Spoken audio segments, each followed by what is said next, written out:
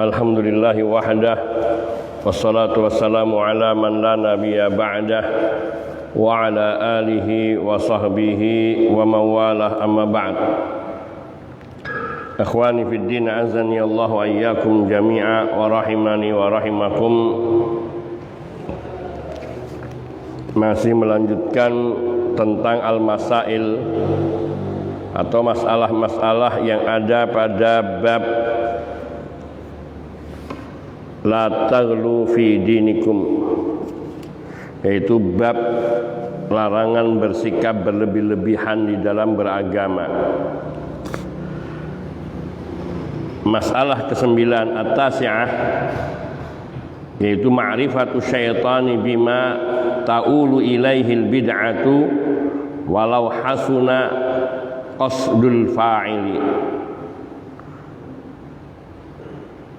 Syaitan tahu apa akhir daripada kebid'ahan atau apa yang bisa membawa kepada bid'ah, itu bisa membawa kepada suatu yang jelek, meskipun tujuan niat dari pelakunya adalah baik. Lianna syaitan huwa alladhi sawwala li haula'il musyrikin ayusawwiru hadhil tamathil wat tasawir. Karena syaitanlah yang telah membisikkan kaum musyrikin itu agar mereka membuat patung dan gambar-gambar tersebut. Li'annahu ya'rifu anna hadhil bid'ah ta'ulu ila syirki, karena syaitan itu tahu bahwa kebid'ahan ini akan menyeret, akan berakhir kepada kesyirikan. Yakni apa yang dilakukan oleh syaitan terhadap kaumnya Nabi Nuh alaihissalam, yang membisikkan mereka untuk membuat patung di kuburan orang-orang yang saleh tersebut. Syaitan tahu persis bahwa ini akan berujung kepada kesyirikan. Walau hasuna qasdul fa'il, meskipun tujuan orang yang melakukannya berniat kebaikan. Maksudnya innal bid'ata syarrun walau hasuna qasdu fa'ilihi. Maksudnya bahwa yang namanya bid'ah itu selalu buruk, jelek, berbahaya, meskipun pelakunya berniat baik. Wa ya'tham in kana 'aliman annaha bid'ah walau hasuna qasduh. Juga orang itu berdosa apabila ia mengetahui bahwa perkara ini adalah bid'ah, meskipun niatnya adalah baik. Li'annahu aqdama 'alal ma'siyati kaman yujizul kadhiba wal ghisya wa yad'i annahu maslahah. Karena ia dengan melakukan kebid'ahan itu telah melakukan kemaksiatan, seperti orang yang membolehkan berdusta, membolehkan penipuan, kemudian dia mengaku bahwa ia sedang melakukan kebaikan. Nggak ada bedanya. Orang yang dia mencuri, kemudian dia mengatakan saya sedang mengumpulkan dana untuk pembangunan masjid. Mencurinya adalah untuk pembangunan masjid. Niatnya baik atau jelek? Baik. Akan tapi ketika tahu bahwa perbuatan mencuri itu adalah maksiat, maka dia tetap berdosa. Maka dikatakan di sini wa ya'sam in kana 'aliman anna bid'ah. Dan seorang itu berdosa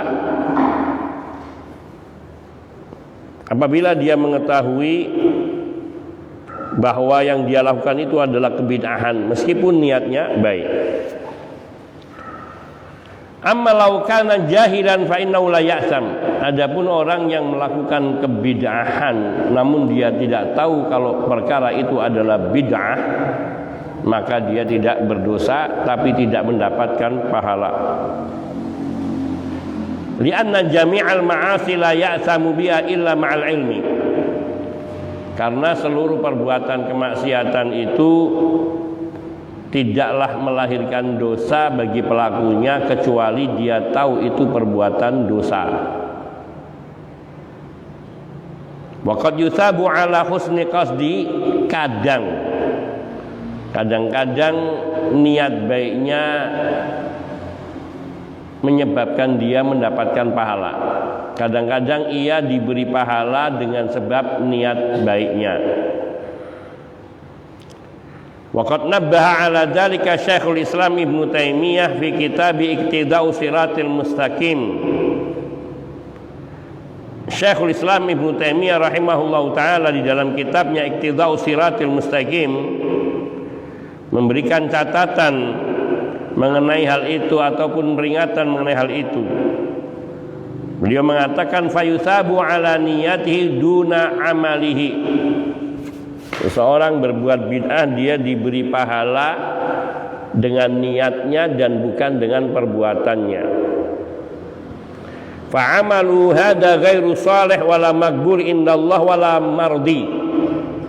Amalan bid'ahnya tidaklah amalan soleh, bukan amalan soleh, ghairu soleh. Wala maqbul indallah, tidak pula amalan itu diterima oleh Allah. Wala mardi, dan bukan pula amalan yang diridhai oleh Allah Subhanahu wa taala. Lakin li husni niyatihi ma'al jahli yakunu lahu ajrun. Akan tetapi ketika dia melakukannya dengan niat yang baik tapi murni dia tidak tahu bahwa itu adalah bid'ah, maka dia akan mendapatkan pahala dengan sebab niatnya. Di sini ada penegasan, yaitu dia benar-benar tidak tahu. Seperti misal seorang tidak mengetahui bahwa bunga bank itu riba. Dia tidak tahu, benar-benar tidak tahu, dan menganggap itu dua hal yang berbeda, maka dia tidak berdosa.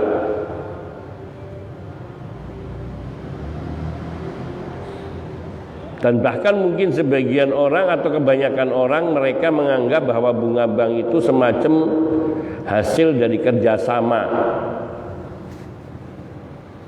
Akan tetapi perbuatannya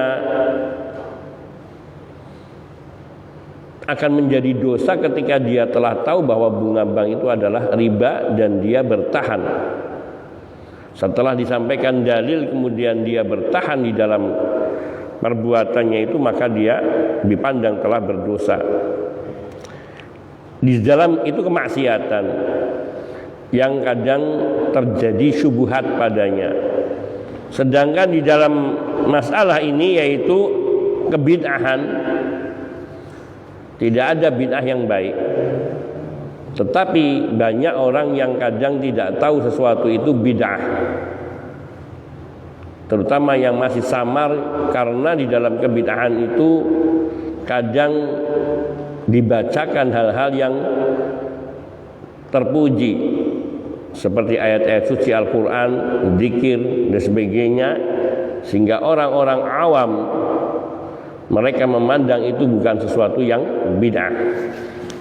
Sering kita mendapati seseorang dia faham betul bahwa kita wajib berpegang kepada Quran dan Sunnah, beramal dengan tuntunan Nabi, tapi dia tidak mengetahui perkara-perkara mana yang sunnah dan perkara mana yang bid'ah, dan dia masih melakukan beberapa bid'ah karena tidak menyadari bahwa yang dia lakukan itu bid'ah.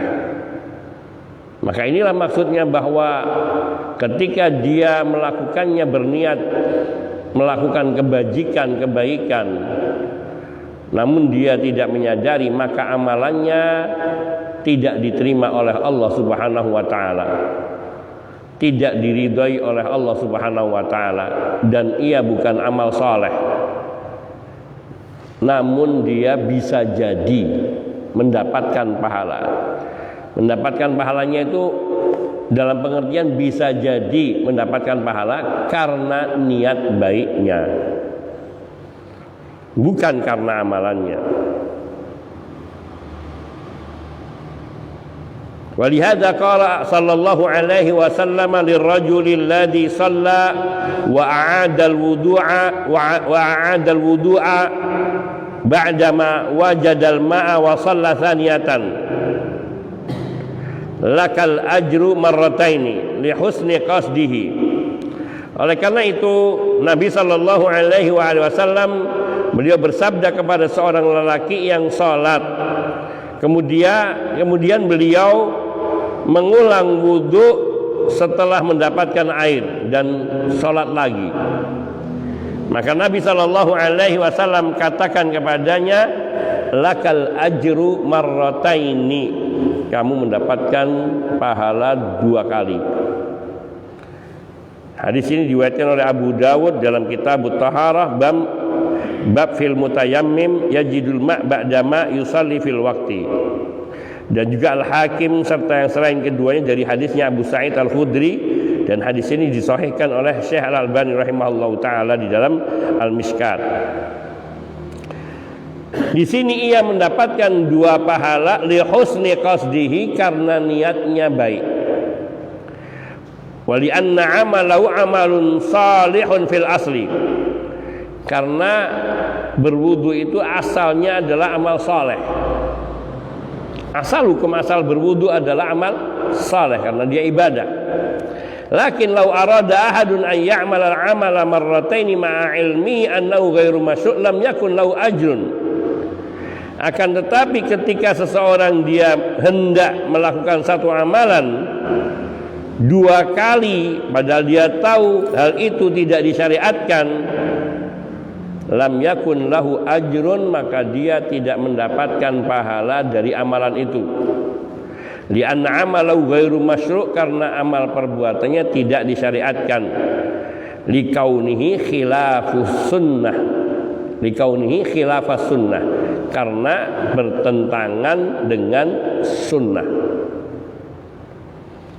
Faqad qala Nabi sallallahu alaihi wa alihi wasallam lilladzi lam yu'id asabtas sunnah, dan Nabi seketika itu juga sallallahu alaihi wasallam mengatakan kepada sahabat lainnya yang tidak mengulang salatnya, beliau mengatakan asabtas sunnah, kamu telah menepati sunnah. Maka di sini sahabat yang pertama mendapatkan 2 pahala, yaitu bukan pahala dari amalannya tapi dari niatnya yang baik.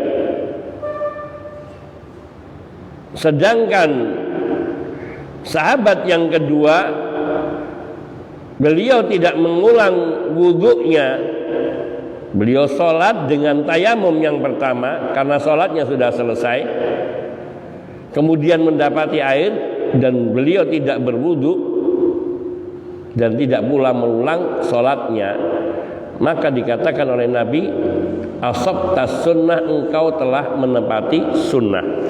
Sehingga maknanya apa yang dilakukan oleh sahabat yang kedua adalah yang benar. Artinya orang yang tidak mendapati air kemudian dia bertayamum, kemudian mengerjakan sholat, setelah itu dia mendapatkan air, maka tidak ada kewajiban mengulangi wudu dan sholatnya. Fa in qala inni uridu bihadil bid'ati ihya'al himam wat tansyid wa ma asbaha dzalik.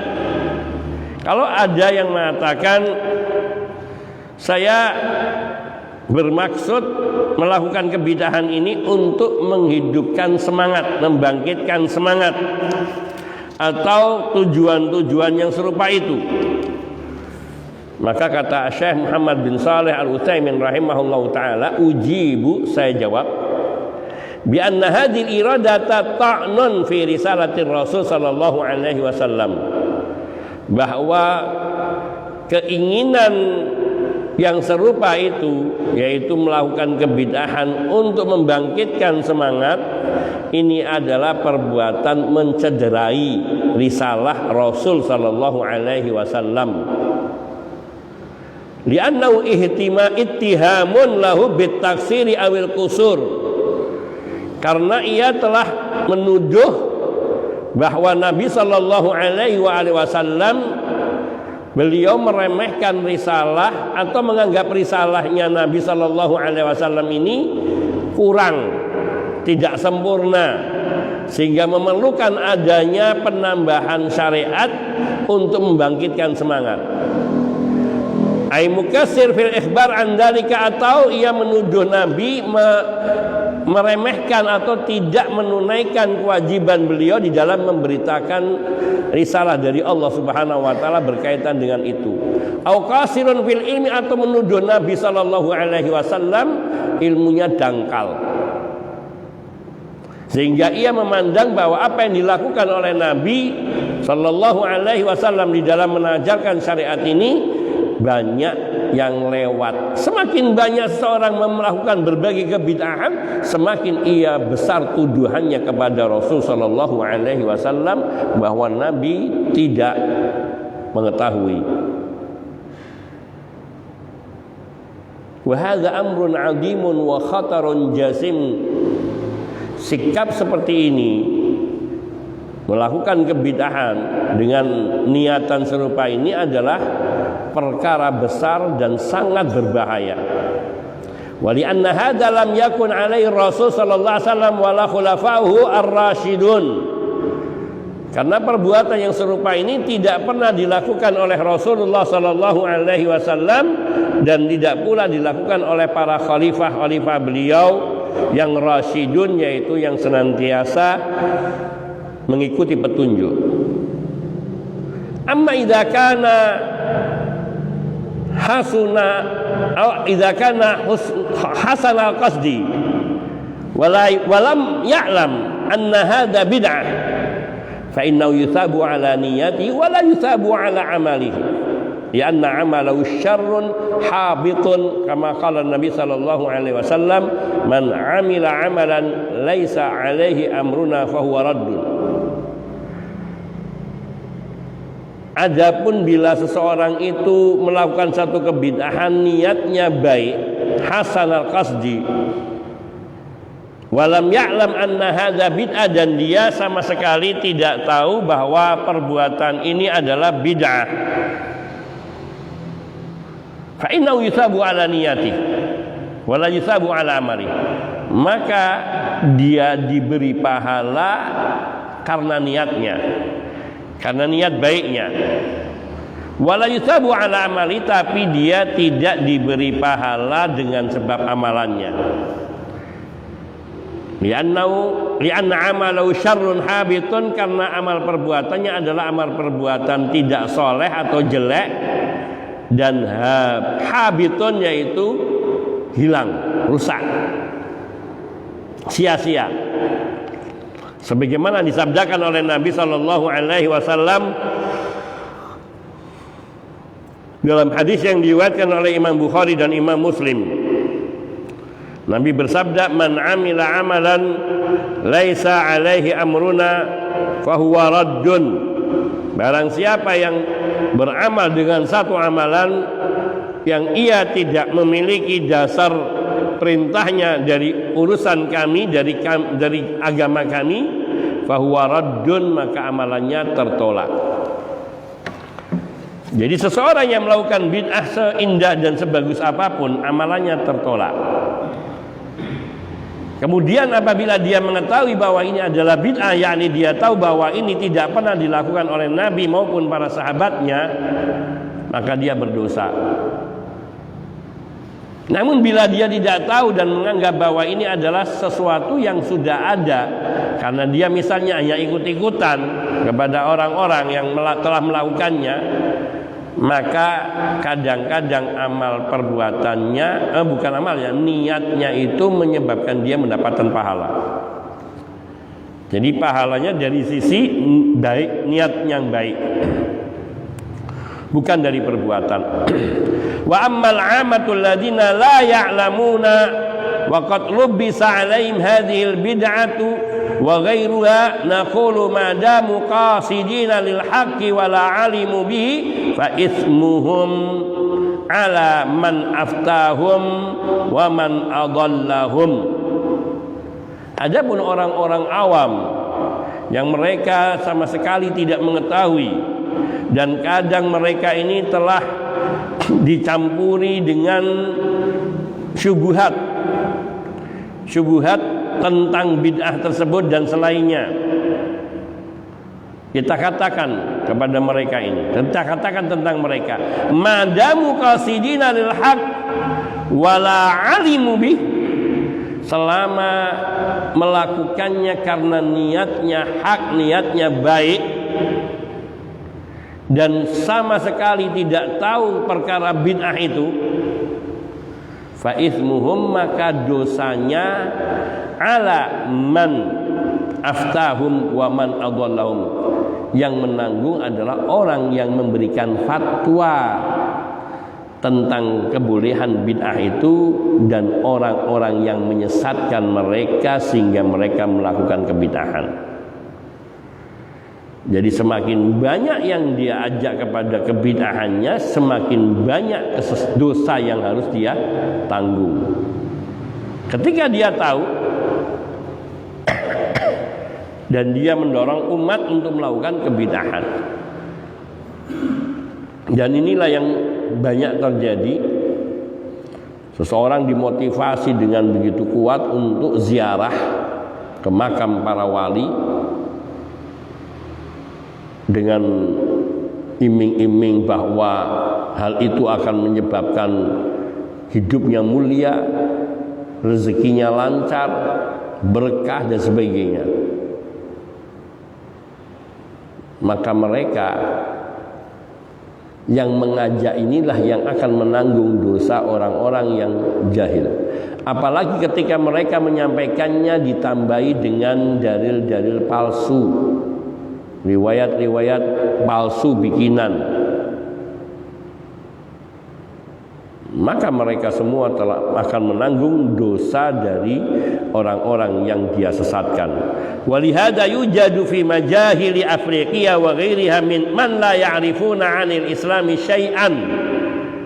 Falau matu la naqulu innahum muslimun wa nusalli 'alaihim wa tarahham 'alaihim ma'a annahum lam takum 'alaihim hujjah, lakinnana nu'amilum fid dunya bidh-dhahir amma fil akhirati fa amruhum ila Allah. Oleh karena itu terdapat di fi majahili Afriqiya, terdapat di Afrika orang-orang yang betul-betul jahil terhadap agama. Wa ghairiha, dan juga selain Afrika banyak man la ya'rifuna 'anil islami syai'an, yang mereka sama sekali tidak tahu apa-apa tentang Islam.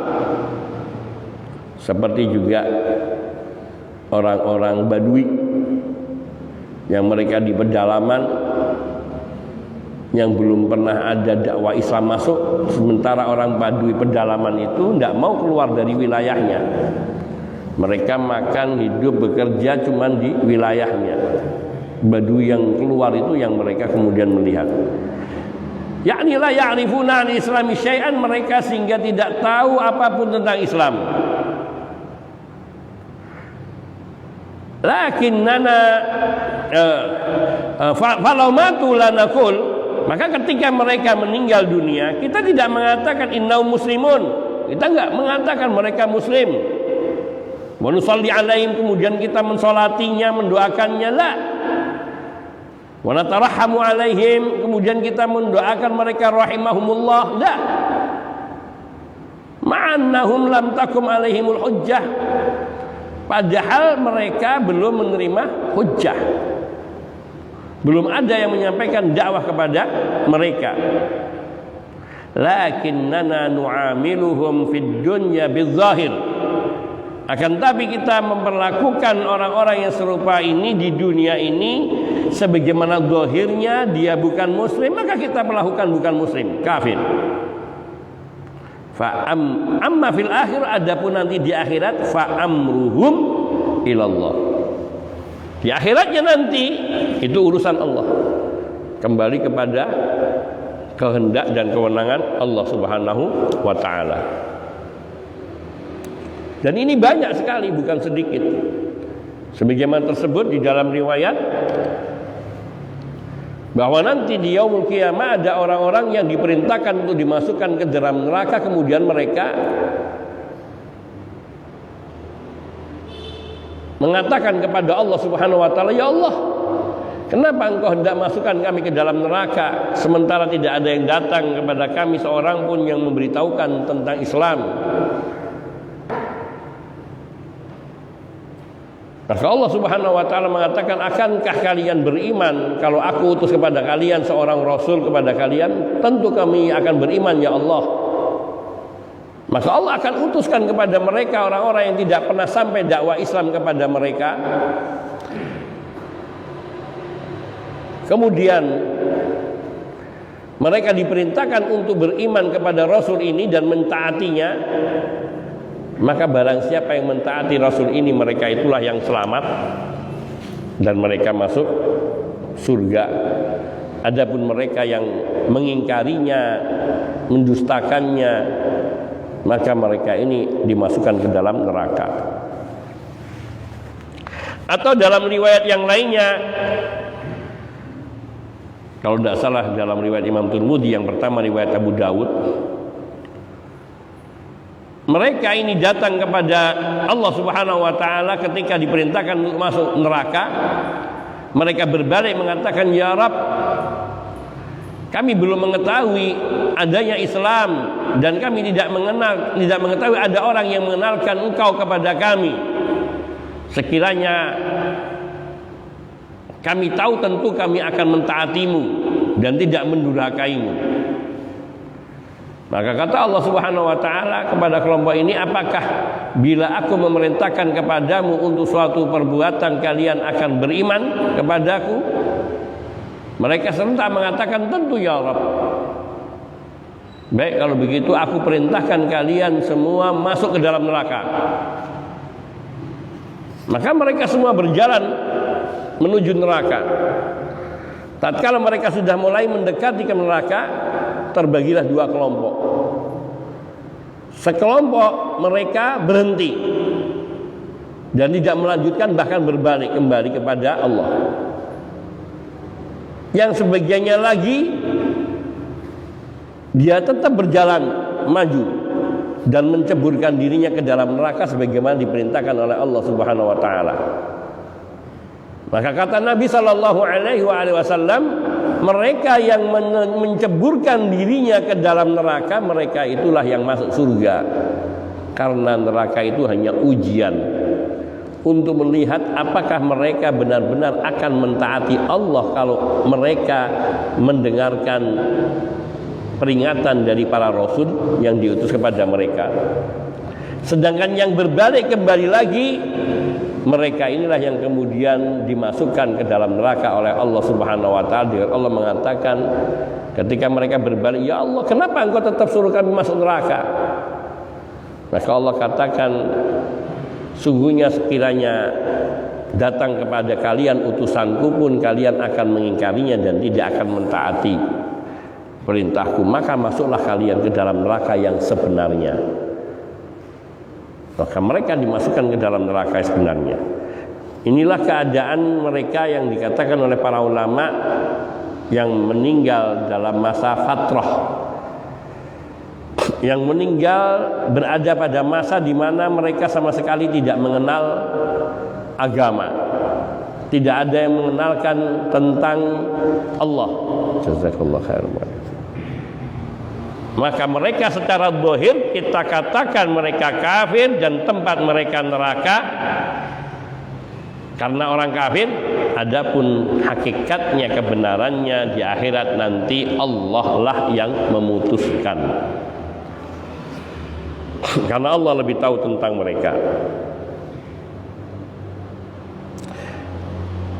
Ini poin ke-9.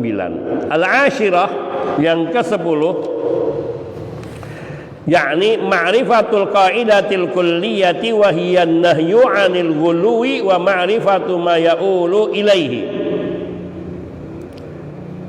Mengenali kaidah umum. Al-kulliyah di sini kaidah umum yang global. Apa kaidah umum? An-nahyu 'anil ghuluwi, larangan bersikap berlebih-lebihan dalam agama. Wa ma'rifatu ma ya'ulu ilaihi, dan mengetahui akibat dari sikap berlebih-lebihan. Hadza ma hadzara minhu an-nabi sallallahu alaihi wasallam li'anna al-ghuluwa mujawazatul haddi. Inilah peringatan Nabi sallallahu alaihi wasallam kepada kita, atau ini yang diperingatkan oleh Nabi sallallahu alaihi wasallam. Karena bersikap berlebih-lebihan itu adalah mujawazatul haddi, melakukan sesuatu amalan atau agama melewati dari batas yang diperintahkan. Maka saya ulangi, saya tegaskan bahwa orang yang mengamalkan sunnah, memanjangkan jenggot, memendekkan pakaian bagian bawahnya, celana atau sarungnya, para wanita yang memakai cadar, ini bukan hulu, ini bukan berlebih-lebihan. Mereka ini adalah orang-orang yang mengamalkan apa yang diperintahkan oleh Allah dan Rasul-Nya. Justru yang hulu, yaitu mereka yang melakukan sesuatu yang tidak diperintahkan oleh Allah Subhanahu wa taala dan Rasul-Nya sallallahu alaihi wasallam. Wa huwa kama yakunu fil ibadati yakunu fi ghairiha. Sikap hulu yang dilarang oleh Allah Subhanahu wa taala bisa pada perkara-perkara ibadah dan juga perkara-perkara selain ibadah. Dalam perkara ibadah ini akan melahirkan kebid'ahan. Sikap berlebih-lebihan di dalam beribadah, menambahkan rakaat sholat misalnya, ataupun menambahkan gerakan dalam sholat misalnya, ataupun menambahkan bacaan-bacaan di tempat yang tidak diperintahkan, seperti membaca Quran di dalam sujud, atau membaca Quran di antara dua sujud, duduk di antara dua sujud. Maka ini semua adalah bid'ah, dan ini adalah akibat dari sikap berlebih-lebihan di dalam agama. Atau membaca Fatihahnya mengulang sampai 3, 4 kali, 5 kali, 7 kali dalam satu rakaat, maka yang demikian itu juga termasuk bid'ah. Sikap berlebih-lebihan di dalam ibadah melahirkan kebid'ahan. Kama yakunu fil ibadah, sebagaimana bersikap berlebih-lebihan itu bisa terjadi di dalam ibadah, yakunu fi ghairiha, juga bisa terjadi di selain ibadah. Dalam makan, sikap berlebih-lebihan yaitu israf, atau dalam menghambur-hamburkan harta untuk sesuatu yang tidak ada kepentingannya, tabdzir. Sebagaimana Allah tabaraka wa taala berfirman di dalam surat Al-A'raf, wa kulu washrabu wa la tusrifu, makanlah, minumlah, dan janganlah kalian berlebih-lebihan. Sama berlebih-lebihan dalam hal yang serupa ini, yaitu menikah melebihi dari 4 istri. Karena sungguh mengherankan bila ada seorang yang ia beragama Islam, bahkan sampai disebut sebagai seorang ulama, namun sampai memiliki istri sampai 7, 8, 9 dengan alasan bahwa istri Nabi 9. Ada lagi yang sampai istrinya 11, karena mengatakan istri Nabi semuanya 11 dengan yang meninggal dunia, termasuk Khadijah.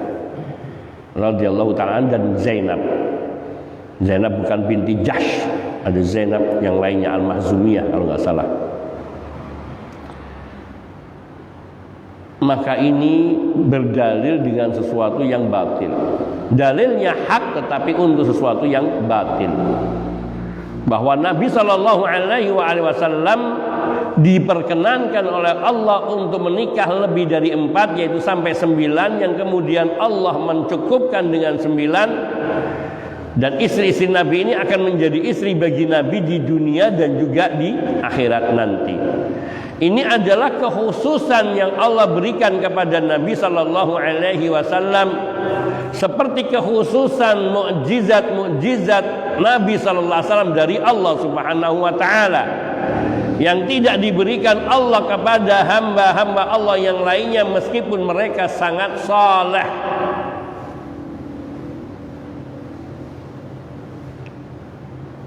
Maka menikah melebihi daripada 4 ini adalah sikap berlebih-lebihan di dalam bermuamalah ataupun dalam hal-hal yang tidak dibenarkan.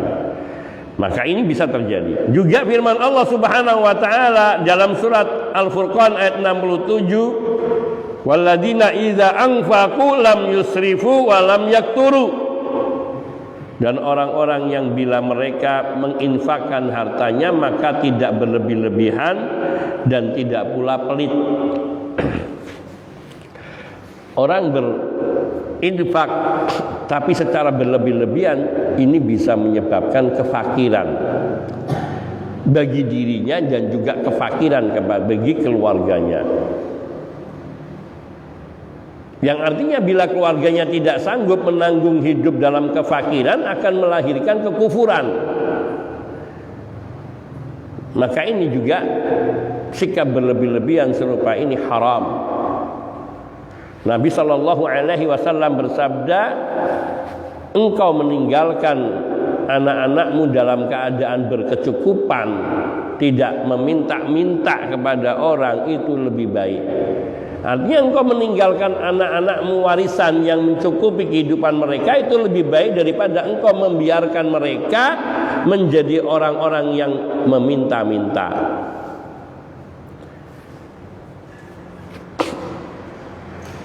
Ini sikap berlebih-lebihan di dalam berinfak yang juga termasuk diharamkan. Maka anjurannya adalah tetap kalau bisa memberikan sesuatu yang bisa menjadi pegangan dalam hidup mereka. Dan yang lebih bagus dan lebih diperintahkan lagi yaitu menanamkan dalam diri anak-anak atau keluarga sikap tawakal dan yakin serta husnudzon kepada Allah Subhanahu wa taala. Sehingga ketika ia memang benar-benar menghadapi kesulitan di dalam hidup, maka dia tidak akan sampai berpaling dari Allah tabaraka wa taala. Walam yakturu, dan tidak pula pelit. yakni Islam itu adalah agama wastun, pertengahan. Maksud pertengahan adalah benar-benar menjalankan apa yang diperintahkan oleh Allah, meninggalkan apa yang dilarang, tidak melebihkan dan tidak mengurangi. Maka termasuk di sini dan tidak pula pelit, yaktur. Yaktur itu menahan dari memberi. Al-hadiyata asyrah, yang ke-11, madarratul uqufi alal qabri li ajli amalin salihin. Bahayanya berdiam, menetap di sekitar kuburan untuk beramal soleh. Di kuburan, di kuburan ngaji amal soleh, bukan amal soleh.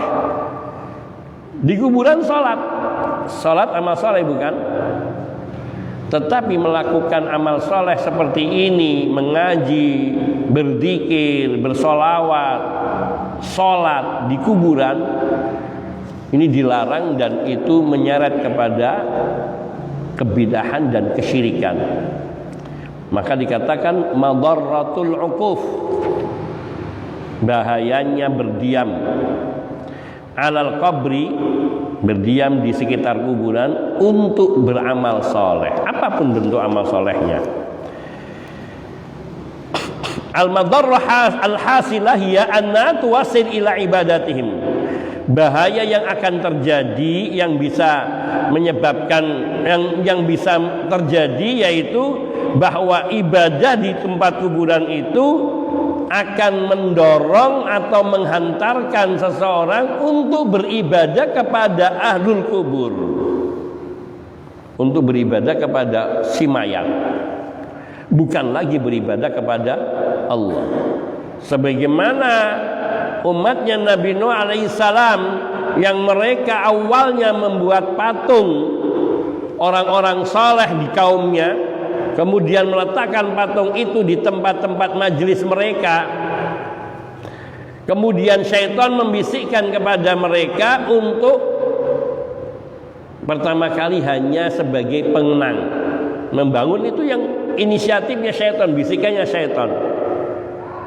Kemudian habis masa pertama mereka hanya sekedar mengenang untuk membangkitkan semangat. Jadi kalau mereka beribadahnya mengalami kekendoran, mengalami kemalasan, maka mereka akan datang ke tempat patung-patung orang-orang soleh ini di majlis-majlis mereka dahulu, lalu mengenang mereka, mengingati nasihat-nasihat mereka, kemudian mereka bersemangat beribadah. Generasi pertama berakhir, datang generasi berikutnya yang tidak mengetahui pendahulunya. Jazakallah khairan. Kemudian syaitan mulai membisikkan mereka, mengingatkan bahwa dahulu nenek moyangmu, mereka kalau mau beribadah, mereka beribadah di dekat kuburan mereka atau di dekat patung-patung. Tujuannya apa? Agar mendapatkan kekhusyuan karena mengingati nasihat dan pengajarannya. Beribadahnya di situ, berdoanya di situ. Dengan mendorong bahwa mereka orang-orang soleh, engkau berdoa di sekitar situ akan memberikan yakni kekhusyuanmu di dalam beribadah dan kekhusyuanmu di dalam berdoa, dan akan lebih diijabahi. Generasi kedua berakhir, syaitan membisikkan generasi ketiga yang tidak mengetahui sejarah pendahulunya dengan membisikkan bahwa orang-orang tua kalian dahulu kalau mau meminta kepada Allah melalui mereka, tawassul kepada mereka.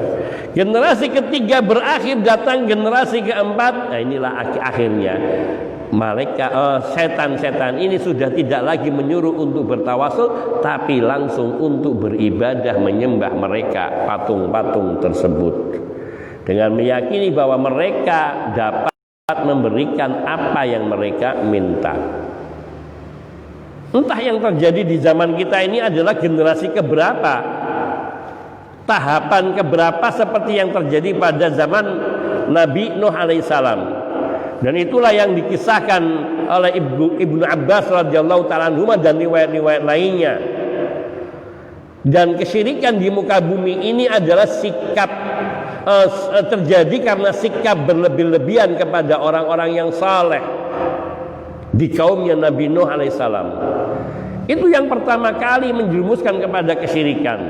Dan lihatlah, disinilah bahwa syaitan itu mengetahui suatu kebid'ahan itu akan berakhir berujung kepada kekafiran, kesyirikan. Maka sabar syaitan itu. Dia tidak berusaha untuk menyesatkan sekaligus pada masa itu.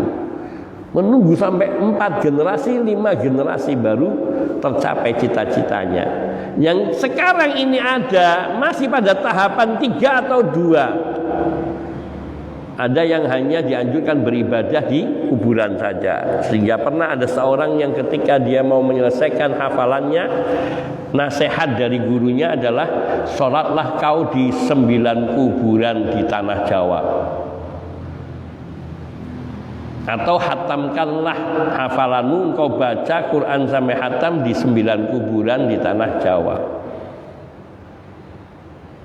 Wallahu ta'ala alam apa yang dianjurkan dari niatan ini, karena gurunya hanya menyarankan serupa itu tanpa memberikan ketentuan bertawasulkah atau yang lainnya.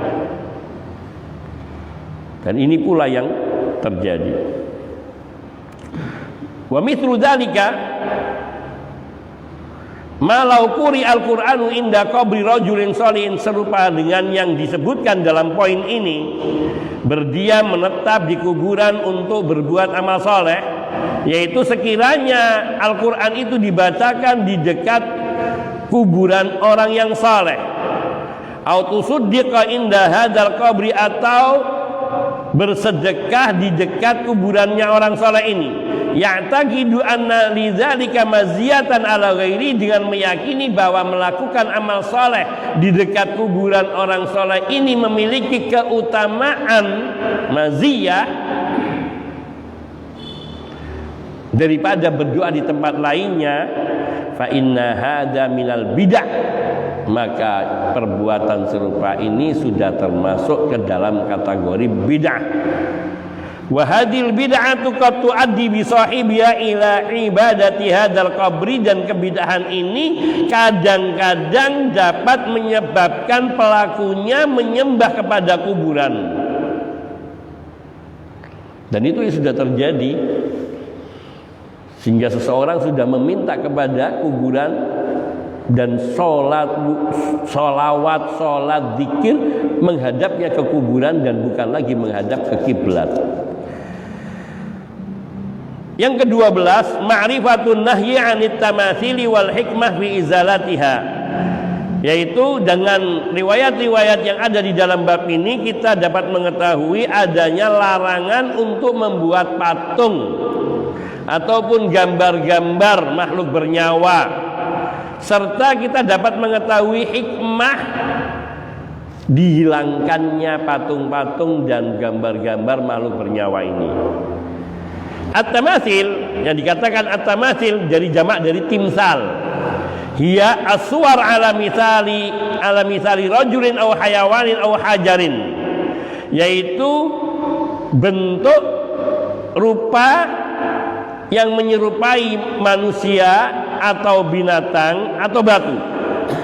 Wal ghalib annaha tutlaqu ala ma suni'a liyu'bad min dunillah, dan umumnya kata-kata tamatsil ini, patung ini atau berhala-berhala ini disebutkan untuk, yaitu sesuatu yang dibuat dengan tujuan untuk diibadahi selain daripada Allah.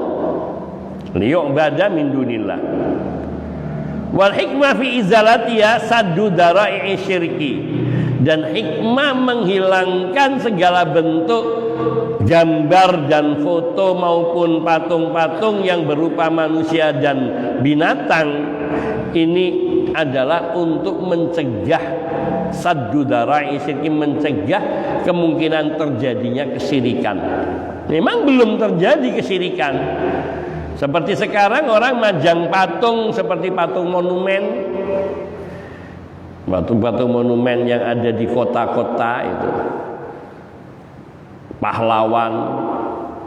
Sekarang mungkin belum diperlakukan sebagai sesembahan,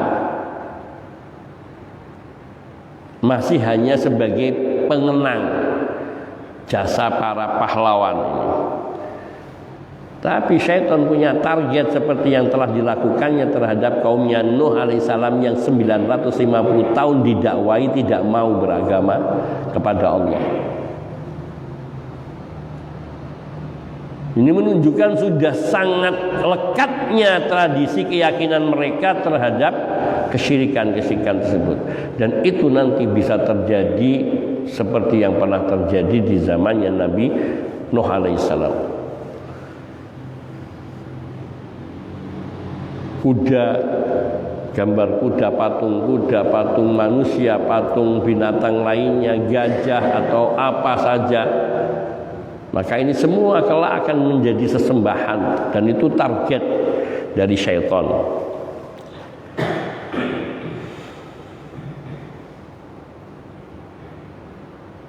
Maka menghapuskan, membuang, membersihkan patung-patung, gambar-gambar makhluk bernyawa baik manusia maupun binatang, itu akan mencegah terjadinya kesyirikan.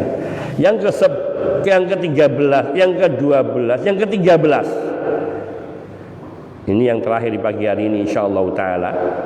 Yakni ma'rifatu 'idhami sya'ni hadhil qissah, mengetahui besarnya, pentingnya kisah ini. Artinya di dalam kisah yang disebutkan di dalam riwayat-riwayat di dalam bab ini, seperti kisah awal terjadinya kesyirikan di umat manusia di zaman Nabi Nuh alaihissalam, ini memberikan pelajaran yang sangat besar.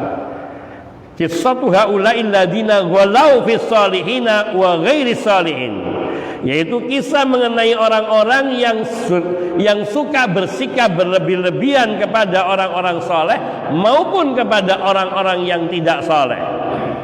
Lakin i'taqadu fihi musalah, akan tetapi meyakini mereka itu soleh. Ada orang-orang yang tidak soleh diperlakukan seperti orang-orang soleh dalam bersikap berlebih-lebihannya karena menganggap mereka soleh, padahal mereka ghairu solihin, bukan orang-orang soleh. Hatta tadarraja bihimul amru ila ibadatihim min dunillah. Sikap berlebih-lebihan ini yang secara berangsur-angsur menyeret kepada bentuk penyembahan kepada mereka dan tidak menyembah kepada Allah lagi. Fatajibu ma'rifatu hadhil qissah, maka kita wajib mengetahui kisah serupa ini dari riwayat-riwayat yang sahih.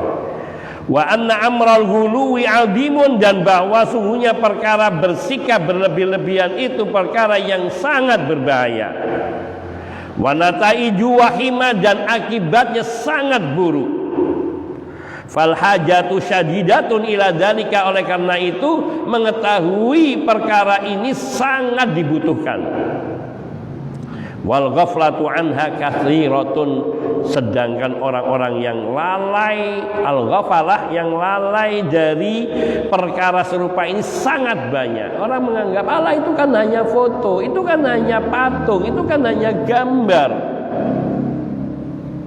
Kalau dulu mungkin disembah, kalau zaman sekarang enggak. Foto-foto, patung-patung para pahlawan yang dipajang di sekolah-sekolah ataupun di kota-kota, sekarang belum menjadi sesembahan. Syaitan itu sabar dan sangat penyabar. Maka perlu mengetahui, dan karena sudah banyak orang yang lengah lalai tentang hal ini, sehingga kadang-kadang orang beramal bernahi mungkar mengabaikan yang terpenting. Bagus membasmi kemungkaran, kemaksiatan, itu sesuatu yang sangat diperintahkan, dianjurkan dan lakukan, tapi dengan cara yang hikmah, dengan cara yang benar, nasihat, ilmu. Dan ada yang lebih penting dari itu kalau mau melakukannya, yakni membersihkan kesyirikan-kesyirikan yang terjadi dengan umat ini. Karena kesyirikan dosanya lebih besar dari zina, lebih besar daripada mabuk, lebih besar daripada yang selainnya dari dosa-dosa besar. Islam mengajarkan kita untuk berangkat dari yang prioritas, yaitu menanamkan, memurnikan sesembahan hanya kepada Allah, yang artinya kita diperintahkan untuk memerangi kesyirikan. Dan itulah yang diperintahkan Allah kepada Nabi sallallahu alaihi wasallam dan kaum muslimin.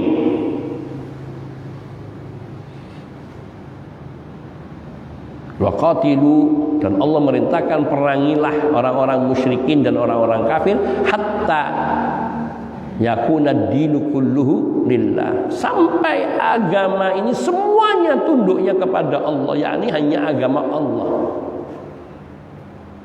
Maka tidak mungkin agama ini akan tegak kecuali dengan menguatkan sisi tauhid dan akidahnya, yang itu berarti membasmi lawan daripada tauhid, yaitu kesyirikan. Maka sumber-sumber kesyirikan inilah yang harus dibersihkan. dan itu harus didasari ilmu yang benar. Maka dengan cara itu insyaallah taala akan melahirkan baldatun thayyibatun wa rabbun ghafur. Negeri sentosa dan Rabb Tuhan yang pengampun. Sehingga firman Allah Subhanahu wa taala yang Allah firmankan dalam kitab sucinya akan benar-benar kita melihat kebenarannya itu. Walau anna ahlal qura amanu wattaqau, beriman dan bertakwa, yaitu mentauhidkan Allah, menjunjung tauhid di atas semuanya. La fatahna alaihim barakatim minas sama'i wal ardi, niscaya kami bukakan untuk mereka barokah dari langit dan dari bumi. Wan nasu law tadabbarat ahwaluhum law tadabbarat ahwalahum wa saburat qulubuhum wujidat wajadta annahum fi ghaflatin. Wan nasa law tadabbarta ahwalahum wa sabarta qulubahum wajadta annahum fi ghaflatin an hadzal amr wa hadza mawjudun fil biladil islamiyah. Manusia, bila engkau memperhatikan kondisi mereka dan engkau menilik kepada hati mereka, niscaya engkau akan mendapati bahwa kebanyakan mereka itu lalai dari perkara ini. Ketauhidan, membasmi kesyirikan, ini yang dilalaikan sampai kepada mereka penegak-penegak amar ma'ruf nahi munkar. Dan perkara semacam ini ada di sebagian besar negeri-negeri kaum muslimin. Selalu mereka yang beribadah di kuburan di seluruh negeri, dan ini bencana yang dari dulu. Mengapa Allah mengutus para rasul? Mengapa Allah mengutus Nabi Nuh alaihissalam kepada kaumnya? Karena kesyirikan ini. Sekiranya mereka masih berada di atas agama Nabi Adam alaihissalam, maka Allah tidak akan mengutus seorang rasul pun. Dan itu terjadi pada setiap kali Allah mengutus rasul, karena rasul diutus oleh Allah untuk salah satu dari dua hal ini. Bisa jadi karena memang bangsa itu, umat itu belum pernah ada rasul yang diutus sehingga mereka benar-benar di dalam kesyirikan, kekufuran. Ini pertama. Kedua, atau pernah ada rasul yang diutus oleh Allah kepada kaum itu, namun ajarannya sudah disimpangkan, ditinggalkan, dan mereka sudah lari kepada kesyirikan, maka diutuslah rasul. Sehingga setiap rasul yang diutus oleh Allah kepada setiap kaum, yang pertama kali mereka ajarkan adalah mentauhidkan Allah dan meninggalkan berbagai bentuk kesyirikan dalam ibadah. Allah tabaraka wa ta'ala berfirman, walaqad ba'asna fi kulli ummatin rasulan an i'budullaha wajtanibut taghut. Sungguh kami telah mengutus kepada setiap umat seorang rasul yang membawa wahyu, ubudullah, sembahlah Allah dan jauhilah segala bentuk penyembahan kepada selain Allah, yaitu taghut. Maka inilah yang harus diperhatikan, dan sungguh hanya jalan ini yang akan menghantarkan kesuksesan hidup, kejayaan hidup umat Islam, kebahagiaan hidup mereka di dunia dan di akhirat nanti. Dan inilah yang banyak disebutkan oleh Allah di dalam kitab sucinya. Maka mari kita kembali kepada kitab suci, kita pelajari dan kita amalkan sebagaimana diperintahkan, wa insyaallah kebahagiaan itu akan dicapai. Hadza minni wal afu minkum, sallallahu wasallam ala nabiyyina Muhammadin wa alihi wa sahbihi ajmain, walhamdulillahi rabbil alamin. Subhanakallahumma bihamdika asyhadu an la ilaha illa anta astaghfiruka wa atubu ilaik. Assalamualaikum warahmatullahi wabarakatuh.